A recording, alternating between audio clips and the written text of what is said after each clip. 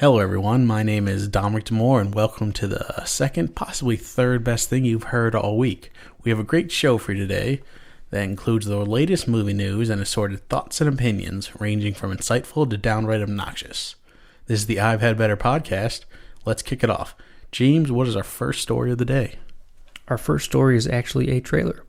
Nice. And then we got some top news, and then we actually have an email. Finally. About time. We'll get to the that at the end. emails have come back to the I've Had Better podcast. I've been watching a lot of wrestling lately. It's okay. We all love it. All right, so what would the trailer be? The first trailer is the Snowden biography drama thriller. Nice. Starring Jake Gyllenhaal, directed by the infamous Oliver Stone. Nope, not Jake Gyllenhaal. Totally JGL. Yeah, Joseph Gordon-Levitt. They're all the same people. Let's face it. They're pretty darn close. Yeah. By Joseph Gordon-Levitt and the infamous Oliver Stone. I just watched this trailer today and very mixed thoughts on it. First thing that came to mind, wow, that's a bad accent. Yeah. Like, he does sound like him. I'll give him that. yeah, he does. But it's not necessary. Yeah, what's the point? Like, I'm not going to think Joseph Gordon-Levitt is any better of an actor because, like, wow, he mimicked his voice. Like, I don't care. No, Like, I don't think anyone cares. Mm-hmm. Unless he's trying to win an Oscar. Yeah, and the sad part is, like, he was just in The Walk, where he used that abysmal French accent. And, like, I know that's one of the reasons I didn't see it. Granted, it was also before I was doing this podcast, so I didn't have to see it. But, I mean, that movie made no money, and I guarantee there was a large portion of the people who are moviegoers who said, I can't listen to that accent for 2 hours straight. Yeah. They just don't want to. The other thing that caught my eye, big cast. Big cast with a lot of big names. Yes, there is Cheyenne Woodley, Scott Eastwood, Nicolas Cage, Timothy Oliphant, Jolie Richardson, Zachary Quinto. God, I always mess his name up. Reese Ifans, or I really don't know how to say it. I think it's Rafe. Rafe, thank you. From Harry Potter and Is he in Harry Potter? Spider-Man. Yeah. Who's he in Harry Potter? His actual name in the movie, I couldn't tell you. I know he's in the last two movies. He tells the story of the Deathly Hallows. No shit, it really was him. Boom! How about them apples? It was impressive. No, that's a good pull. It just, into my head, it doesn't look like him. Yeah, he was really creepy in that movie. Yeah, but that was well done, James. That was a good pull on that one. I've seen a lot of Harry Potter movies. Multiple times. So what are your thoughts on the trailer overall? It seems like a lot's going on. It does. It helps that I think people understand the story and they know a little bit about him.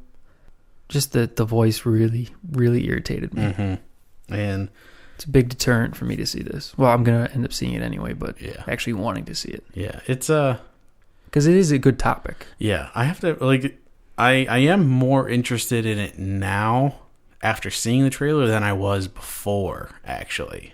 I didn't really want to hear the story. I listened to it in the news. I know on John about Oliver. it. Yeah, I saw it on John Oliver. It's not an old story, but, like, I get it now. Like, I didn't need this movie. They came out with, like, that documentary last year, I think, or it was Citizen 4.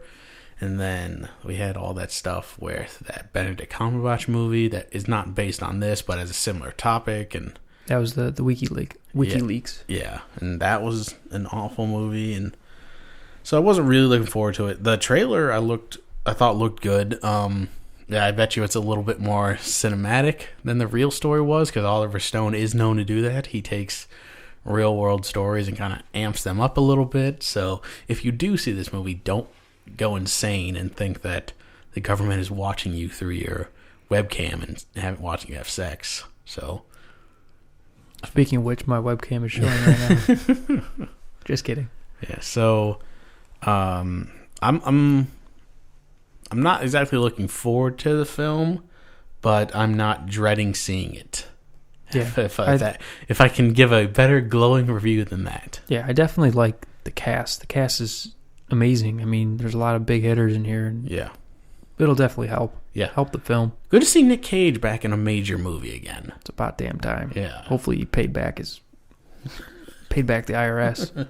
For that giant T-Rex head. He'd be fun to hang out with, though. I bet you he would. Yeah. He'd probably have a great time. Mm-hmm. Supposedly, he did some really cool stuff when he was filming that movie, Joe here or whatever. Yeah. Over at the casino. Mm-hmm. Let us know what you guys thought about the trailer by using hashtag IHBpodcast, or you can just send us post on our Facebook wall. Facebook wall doesn't get enough love on this podcast. I feel like we're always plugging the Twitter. Go to our Facebook page, comment on the wall. We'll like it, we'll share it. More people are going to see it. It's going to be a good day. I agree. The Hollywood Reporter has said Justin Lin is set to direct the Space Jam sequel starring LeBron James. Scriptwriter Andrew Dodge is set to write the film, and LeBron James has not yet been confirmed, but rumors flared up a few months ago when James's Spring Hill Entertainment production company signed a deal with Warner Brothers. So now with Justin Lin being officially signed on and the screenwriter attached, it looks like this movie's going forward. James, what do you think about a Space Jam sequel? I'm a little weary. Is Space Jam an untouchable property for you? No. Is it Godfather 2 and Space Jam, James? No, absolutely not. I think it makes sense that they're going to make another one. LeBron James is definitely a better actor than Michael Jordan.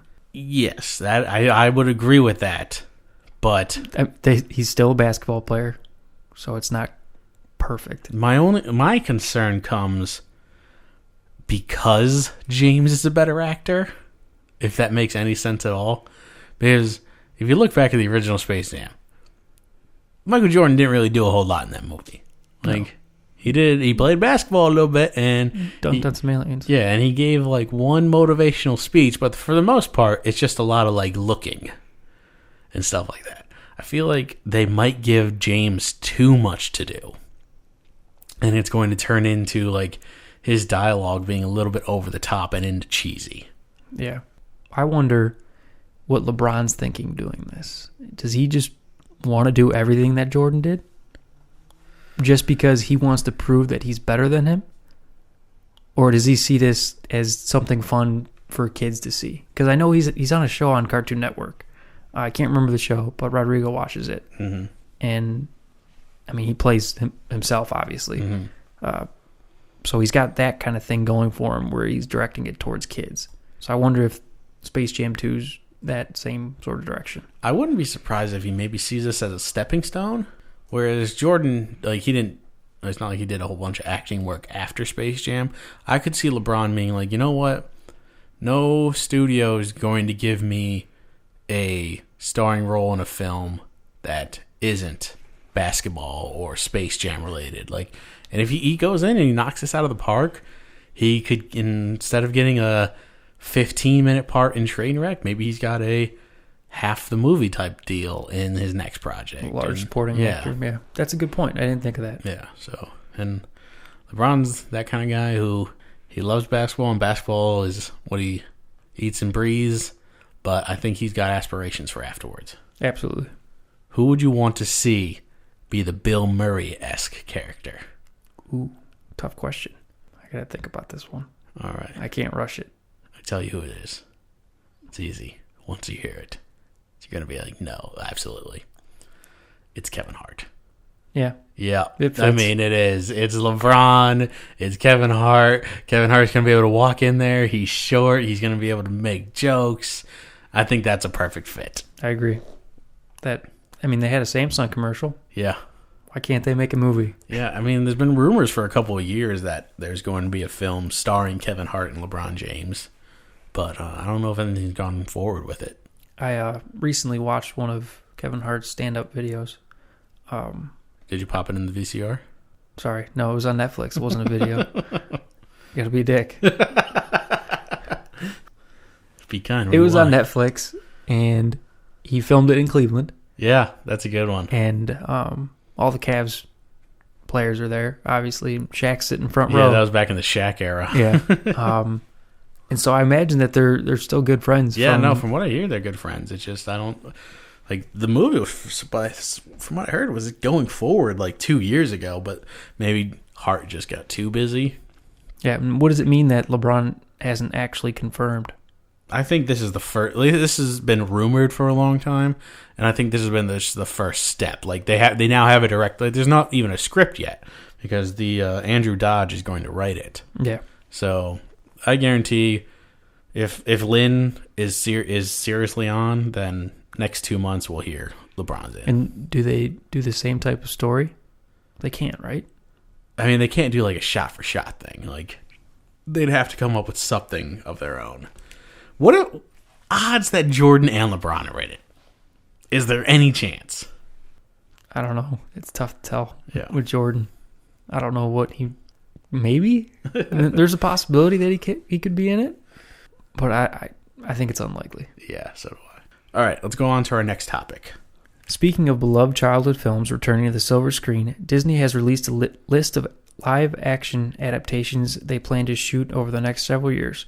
The list includes Cruella, starring Emma Stone, written by Saving Mr. Banks scribe Kelly Marcel, A Wrinkle in Time with Selma director Ava DuVernay, and Frozen screenwriter Jennifer Lee overseeing the script. Jungle Cruise, starring Dwayne Johnson, Dumbo with the infamous Tim Burton set to direct, and Aaron Kruger penning the screenplay. The Mary Poppins sequel with Emily Blunt, Maleficent 2, The Nutcracker and the Four Realms, The Jungle Book 2, and a Tinker Bell project with Reese Witherspoon set to star. Dom, what are your thoughts on this? It's pretty exciting stuff. It could be, at least. The live action stuff has been working lately for them. Like, it's interesting to see the classic cartoon characters that, I mean, multiple generations grew up with, considering how old some of these original properties are. Mm-hmm. So it's definitely interesting to see them make their way back to the silver screen. It's a hell of a list. It is. Which one are you most... which one do you think could do the best? Which one are you most excited for? And which one do you think will be the worst? I'm most excited, I think, for Cruella, because I love Emma Stone. Mm-hmm. I think she'll do a good job with it. Are you worried, though, they'll do what... did you happen to see Maleficent? No. Okay, I did. It's not a bad movie, but it does the classic thing where it's a Disney film based around a villain, and they do basically the rework of the universe where it's like, oh, she's not really a villain. So, do you want to see Cruella de Vil as a good person? No.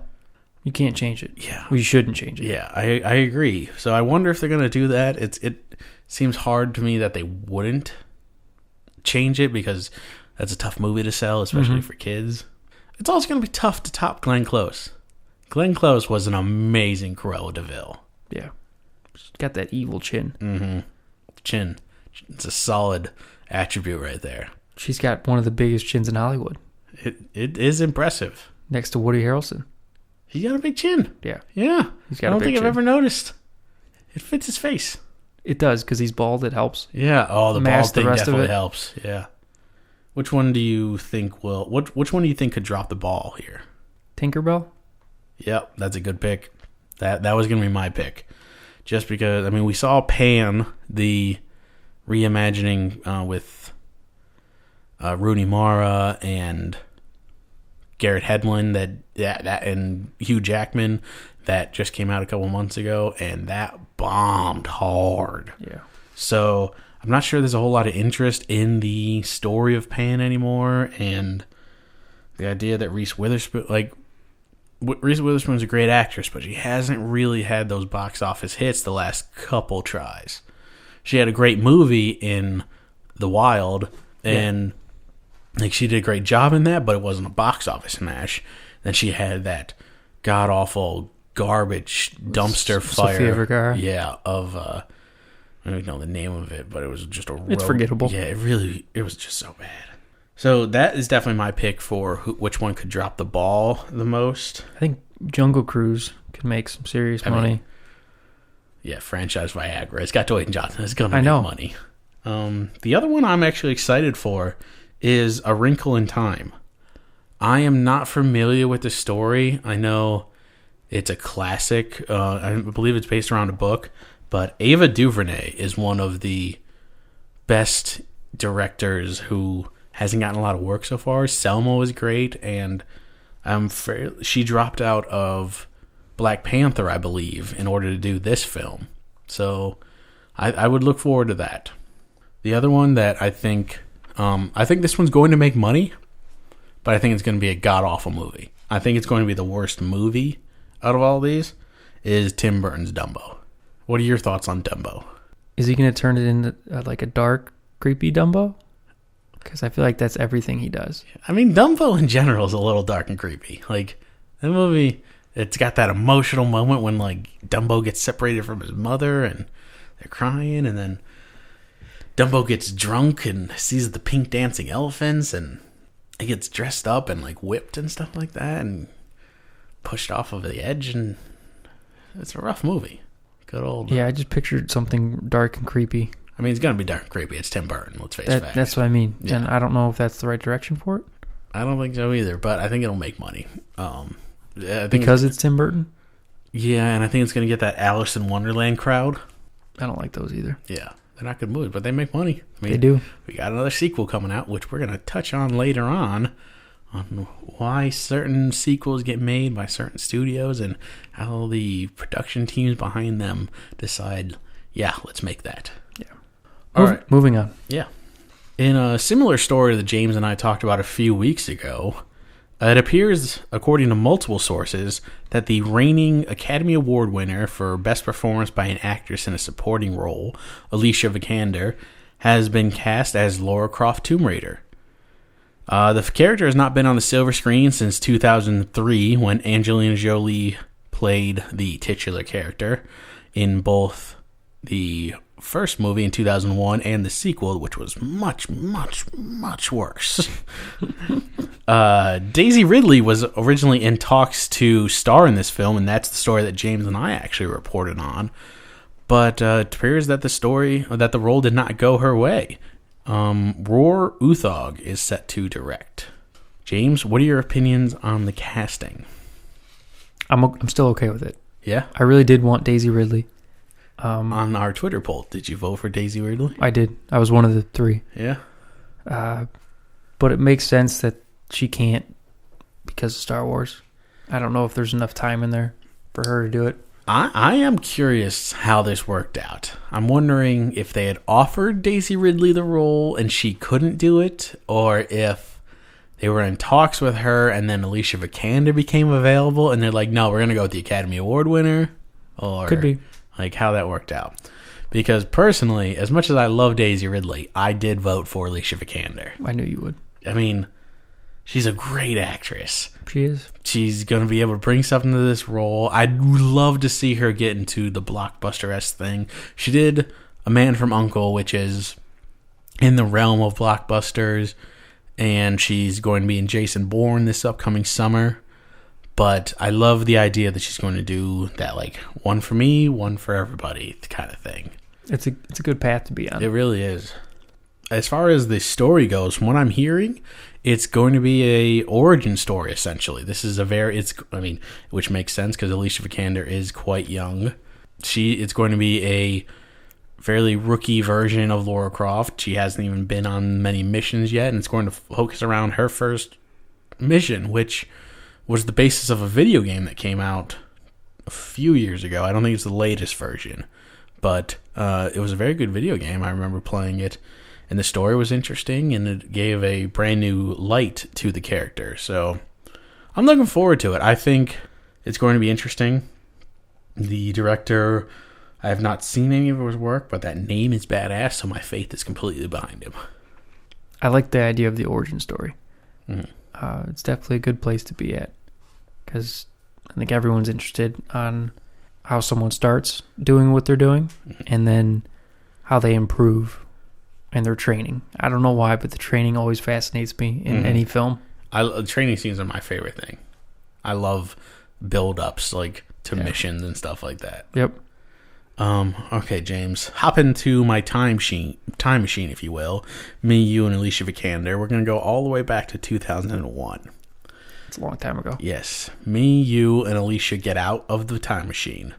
And, they are casting TombRaider. Up for the role are Alicia Vikander and Angelina Jolie, circa 2001. Okay. You don't know anything about the film, and you don't know that it's going to suck. Who would you prefer cast? Just by looking at them? No, or talent and everything. Like, you knew Jolie's work up until 2001. You know Vikander's work up until now. Put them up against each other. I think, do both of them have Academy Awards by this point? I know Jolie had been nominated by that point. Yeah, I got to look at her. The Bone Collector was before. So she won the year before. So, they are in very similar roles. This is awesome. Worked out to be very good. They're both Academy Award winners. They both had been in some big name movies to that point, relatively, and they had both been in some indie hits. Yeah. Who you casting, James? It's a tough call. I think Alicia Vikander is a better actress. Yeah? Yeah. Circa 2001, you think she was a better actress? Both of them are coming off of Oscar wins, James. Yes. I'm still going to go with her. Solid. It's tough, too, though, because she is very good earlier in her career. Mm-hmm. Not so much anymore. Yeah. All right. Let's go on to our next topic. More casting news. Wolverine 3 cast Richard E. Grant and Stephen Merchant in mysterious roles. Grant is described as a villainous mad scientist, while Merchant's role is being kept tightly under wraps. Interesting. What do you think, Tom? I'm not super familiar with Richard E. Grant. The only thing that I have seen him in, to my knowledge, aside from My Best Friend is a Vampire film from when we were kids, with the kid whose head weighs 10 pounds, Jonathan Lipnicki, was in About Time, and he has a small part in that. He was good in that part. He plays an actor in a play who keeps forgetting his line. So I thought he was good at that time, playing this role of the mad scientist type. The man looked evil as hell, so I think that's good casting. Mm-hmm. The questionable one for me, though, is Stephen Merchant. He's a very well-known actor now. A lot of people think he's funny. Guy. Yeah, he was in roles like Hall Pass, and he had a TV show on HBO. I think it either lasted one season or it might have been a 2-season thing, but it was supposed to be that way. It wasn't canceled or anything. It was designed to be a miniseries called Hello Ladies. That was very interesting. I liked that show a lot. And he's been in a ton of other things, and he can really make you laugh, which makes me question why he's in a Wolverine movie. Because everything we've heard so far, it's supposed to be R. Yes, right? And it's supposed to be intense. Like, we're going to see the Berserker Rage Wolverine. And I feel that Merchant only brings campiness. Like, I don't see him in a serious role, and anything more than like a 5-minute cameo, I think it would be too much. And if they're doing that, why do they need to be so quiet about it? That's the other real question. Like, why is it so quiet? Like, is he gonna play? He's got to be playing some form of mutant. Because if he was just like General so and so or CIA analyst so and so, they would just said, "Oh, he's playing this." But by saying like he's in it, we're not going to give you a name. We're not going to give you a description. Deal with it. Like, he's got to be something. Yeah, it's got to be something important, and it just doesn't add up right now. Yeah. Who knows, though? Maybe he'll give us some insanely, like, serious, oh my God, Heath Ledger as the Joker kind of thing. How cool would that be? Because I think he could do it. He's got that weird enough look to where if he plays something psychotic, it could be really interesting. Yeah, he could pull it off for sure. Yeah. You have any thoughts on the castings? I like Richard E. Grant. Him being a villain makes sense. Scientist makes sense. Does kind of look a little nerdy. Mm-hmm. It's something that I would expect them to do. The Stephen Merchant is something I don't know where they're going to go. And I'm a little worried how they end up doing it, because he could be like a Jesse Eisenberg and ruin the entire film for me. Yeah, that's a real fear now. Like, I don't know if it's a thing, but hashtag Eisenberg the shit out of it. Yeah, we should start that. Yeah. He's going to Eisenberg it. Yeah. And that sounds like a German blimp. It really does. Oh, yeah. That's going to be a thing on this podcast now. We need to make a picture of that for sure. Oh, yeah. So let us know what you guys think of the casting. Do you like the idea of Stephen Merchant in this film, or what are your thoughts? Do you think that he's too comedic for the role? And if you've ever seen Richard E. Grant, please tell me what you saw him in, because I don't believe you. There has been a major shakeup in the world of animation. James, you hear about this? Not until I read this. Yeah. Big news. Comcast NBC Universal has acquired the rights to DreamWorks Animation for $3.8 billion. Good God. Yeah. The studio is to be folded into Universal as a whole. And just to give you guys an idea of some of the work that DreamWorks has done, because it can get confusing at times. Like, is that Pixar? Is that Disney? Is that? But DreamWorks has been behind some of the great films like Shrek, How to Train Your Dragon, Kung Fu Panda, The Croods, The Madagascars, Wallace and Gromit. And they're going to be joining Universal, which is behind animated films like Despicable Me, Minions, The Land Before Time, American Tail, and Balto. James, what do you think of the buyout of DreamWorks, and is it something that you're excited for, or are you a little weary of it? I think it could be fine, and it could go really bad. If they try and combine things like Marvel and DC does, I don't know what's going to happen. So you don't want to see a Minion show up in the 5th Shrek film? Not really. No, doesn't work for me. But if they just keep everything the same and keep, pumping out these sequels, and I think it'll be fine. You know what? Certain crossovers could work, but it worries me because they might do something crazy like Men in Black and 25th Drum Street. When that movie makes $1 billion, you're going to feel so bad. That'd be great. I'd love to be wrong on that one. It's not making $1 billion. I'd be surprised if it made $300 million. I think it's gonna drop the ball. But anyway, back to the topic at hand. I'm a little up in the air on this movie as well, on this merger as well. The positives of it, competing with Disney and Pixar, competition is always a good thing. We could see not only some cool crossovers, but you get smart people in the same room. They're going to come up with some fairly creative ideas, and I'm interested to see. What excites me is the new content that could be generated. Mm-hmm. And also, it puts Disney and Pixar on notice. Like, hey, make sure you bring your A game, because we've got double the talent now. Yeah, double the talent. There's got to be more of an infusion of money, so you'd think that movies are going to be able to get made a little quicker. You're going to be able to put out more than one movie a year type stuff. So it's definitely something to be interested about. I wonder how good of a business decision it was. I think 3.8 is a pretty good steal. Is it? Yeah, I mean, just to have the rights to those movies right there is still pretty good. Yeah, like Kung Fu Panda 3 came out this year, and it had to make at least $400 million. I think more than that. That was my lowball guess, because I didn't want to be wrong. Yeah, before Zootopia, I mean, that was the movie that was making tons of money. Mm-hmm. Moving on.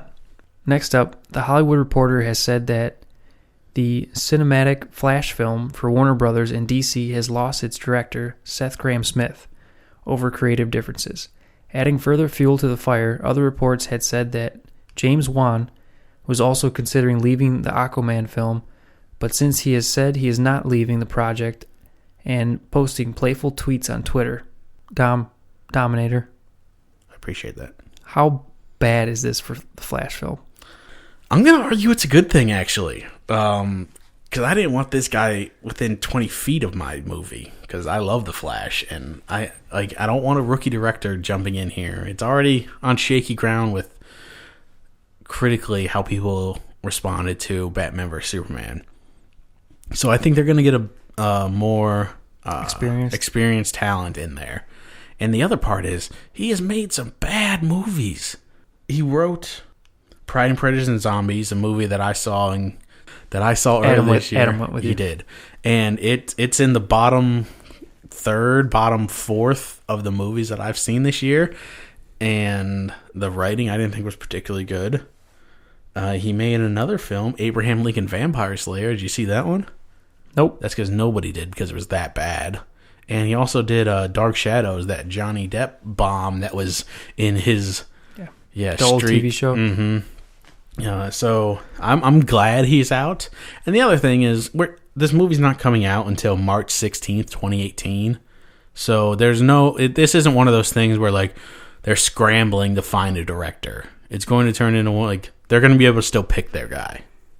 That's good. At least it's not a bad thing. Yeah. The more interesting part was the information that came out about James Wan leaving the Aquaman film. It was reported around the same time. Like you said in the read, Wan has since come out and he posted a picture on Twitter of him leaning against, I'll try to put it in the video if I can, of him leaning against a wall texting or something, and there's a giant Aquaman poster behind him. Mm-hmm. So that was his playful way of like, yeah, no, I'm not going anywhere. If Aquaman would have left, or if James Wan would have left Aquaman, then I would say it's time to panic a little bit.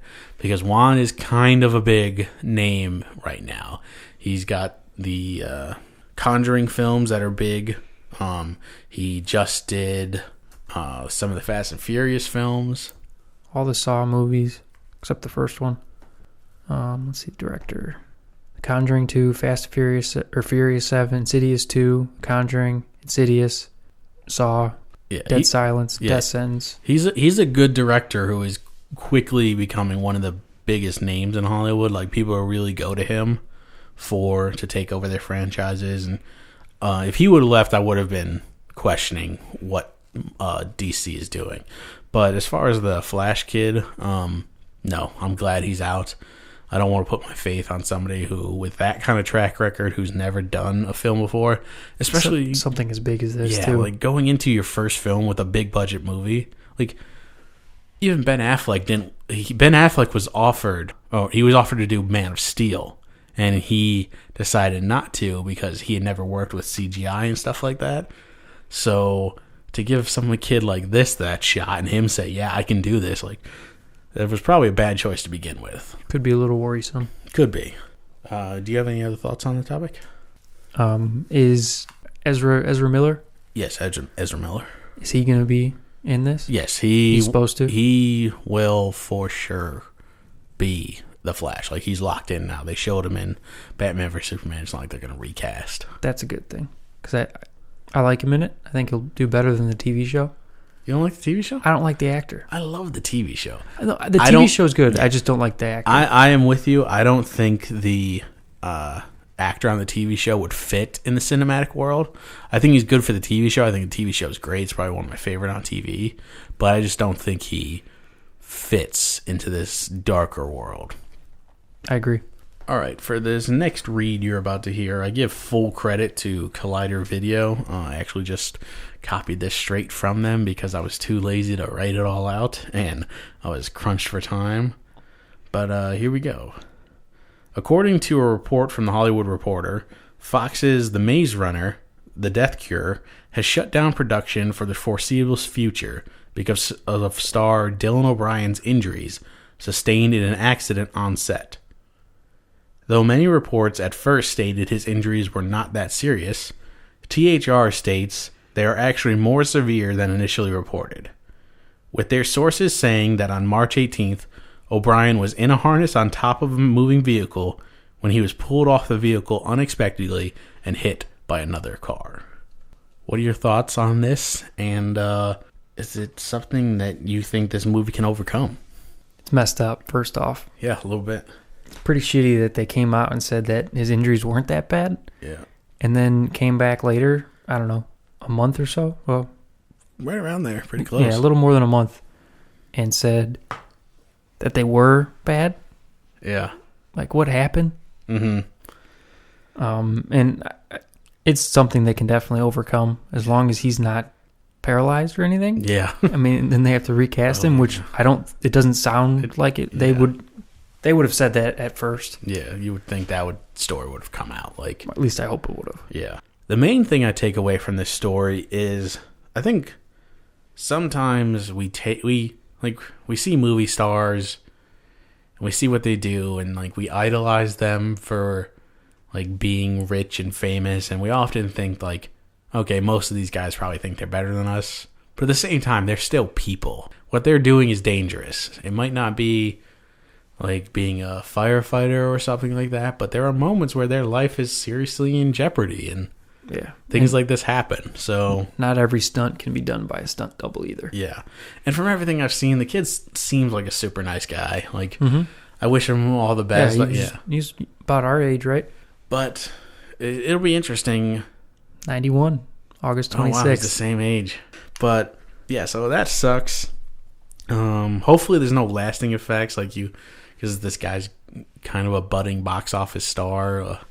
He's probably going to be in these types of movies for a long time. So, and he's probably not that good of an actor to where you can just rely on talent. So it'll be interesting going forward. Tough story. Yeah, a little bit. This will be our third email from my brother, Steve. Yeah. Thank you. It's about time. Only took 13 episodes. 16, actually. It's just a number. And his question is, why do production companies continue to make crappy sequels when the script and storylines are terrible? Just because a movie made some money doesn't mean they need to run it back. They may as well light 80 million on fire. I am curious to know, in your opinion and box office wise, what are the best production companies? A bit of a difficult question, particularly on the production company end. Yeah, you can go two different directions with this. Because there are a lot of production companies. I mean, basically every A-list star nowadays has their own production company in some way or another. And some of them are really big, like Leo's is really successful. J.J. Abrams is fairly successful. Bad Robot has done some really big movies, but they also do a few of the indie type genre. Some TV shows too. Yeah, so there are some really good production companies out there. The easiest way to go, however, is through the studio route. These ones are the ones who usually greenlight the sequels and things like that and really push for them. And I know you mentioned it that they make money and you just don't see why they decide to run it back. But in all honesty, that's the real reason. It's all about the Benjamins. Yeah, and reducing risk. Like, take... Your question, I believe, is referring to Huntsman Winter's War, because it came in from the time that premiered. The first Snow White and the Huntsman made pretty close to $400 million worldwide. A very good number. And it was made for about $175 million. Not a great number. The studio in that case, who is Universal, are thinking, we have this property.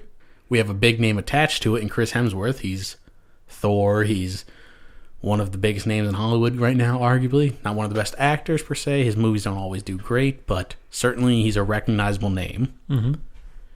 They had a script that, while not great, was passable.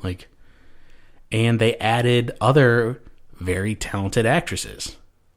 Emily Blunt, Jessica Chastain. Mm-hmm. And they brought back Charlize Theron. So combine that all together with the fact that they lowered the budget by about $60 million, and you would think that would make for a recipe for success. Because the idea is they're not looking to make $1 billion on every movie. But if you have a property that and if the first one made $400 million, you have to assume the second one can do close to $400 million, considering if not better. Yeah, considering that cast. So you are basically minimizing risk. The studio every time is going to take a known property over a brand new property. It's just all about minimizing that risk. Very good example. I thought so. The other thing you have to consider is certain studios can just get away with it. Like Universal last year had the highest grossing year of any studio ever. They had the Fast and Furious 7. that made over $1 billion. They had Jurassic World that made over $1 billion. They had, can't think of any more now, but those two alone, you're talking $2 billion. And they had several more that made a lot of money. And those are both Jurassic Park's the 4th installment. And Fast Furious 7 was the 7th installment. So certain sequels are bankable. And when you make that much money on something like that, you can afford to be like, okay, we know that this movie could probably make around $400 million. We make it $400. That risk is well worth it. I think the other thing the studios are doing is they're bringing in the right talent at the right time. And that's helping these, 4th and 5th movies make so much money. Mm-hmm. And ticket sales are obviously more expensive. Yeah. And truthfully, Winter's War, it's a bit of an anomaly. Like, that's an insane cast. Granted, the movie's not very good. And the script definitely has issues with that and contributed to it. But you would think on those four stars alone, you would be able to make some money. The real issue is, it's not the fact that studios are making these bad sequels or pouring all this money into these different sequels. It's that Hollywood in general has a budgeting issue. There are too few Deadpools and too many Batman vs. Supermans. Like the creators of Deadpools, they had $50 million to work with, or I think it ended up being like 58. Which is almost nothing. Yeah. Then they had restrictions. There were certain things they couldn't do, and it forced them to make a better movie. Whereas you have something like Batman vs. Superman, and the story doesn't really work here, but I bet you if we put in something really cool with CGI, everybody's going to forget, and it can create some lazy habits. Do you think Hollywood thinks the viewers are dumb? And that... Well, the viewers are dumb. Yeah, but not that dumb. Transformers 4 made over $1 billion. I think that's because everyone liked the first 3. And the last 2 are pretty bad. The Transformers 4 is an awful movie. Like, only dumb people like that movie. People were like, oh my god, look at it, the fighting robots, they hit each other in the face. I agree. Yeah. I think it's safe to say that all the studios make sequels, even though they shouldn't. I mean, I can't single out one studio that hasn't made a sequel. Yeah. And the other part is, I think our sequels are easier to pass off / do. I mean, first of all, you're working from a base. Like, you already have a basic story there. Like, you have character development and stuff like that to where it's easier to build a story off of something that's already been made. And second, it's got to be easier to get casting then too. Like, if you want to do a Jim Carrey movie, not that anybody wants to do a Jim Carrey movie nowadays, but one of the better arguments would be like, okay, let's do Dumb and Dumber 2. Yeah. It's something he's familiar with. It's something that he's known for, and he's like, hey, we're going to give you a bunch of money to go back to this character. Yep. And certain actors, like, especially for their bigger roles, they become nostalgic for... How about Harrison Ford? When he's talked about hating them, doing them. Mm-hmm. Which is interesting. Harrison Ford's an odd guy. Makes you wonder how much they paid him. Oh my god, I bet it was a ton. Yeah. Although, probably not Julia Roberts' money. $3 million for 4 days. Are you out your mind? Yeah, must be nice. Yeah. What is that hourly? That is so depressing. So I would like to personally thank Steve Langos for sending that email. Keep them coming. Hopefully we did a good job answering. And if we didn't, yell at your brother. Because it's his fault. That's fine. I'll take blame for that. Keep sending the emails, everybody. It would be really appreciated. Hopefully you liked our answers and we gave you the best that we could. Send those emails to ihbpodcast@gmail.com. We really do enjoy the emails. It is a nice change of pace. Then it makes our job a whole lot easier when I don't have to find topics to talk about. Yeah, because there's not always an interesting topic to come up to. Yeah, this week was a little rough, actually. Like, I mean, there was some big news. Like, we talked about Alicia Vikander and the Flash losing its director was a big deal. But for the most part, it was a lot of, like, little stuff. Yeah, nothing big. Yeah. But I want to thank you all for tuning in this week. Please like this episode and subscribe to the I've Had Better Podcast Network. Also, follow us on Twitter at IHB Podcast and on Facebook, go like the I've Had Better podcast page. James, tell the people how to find you.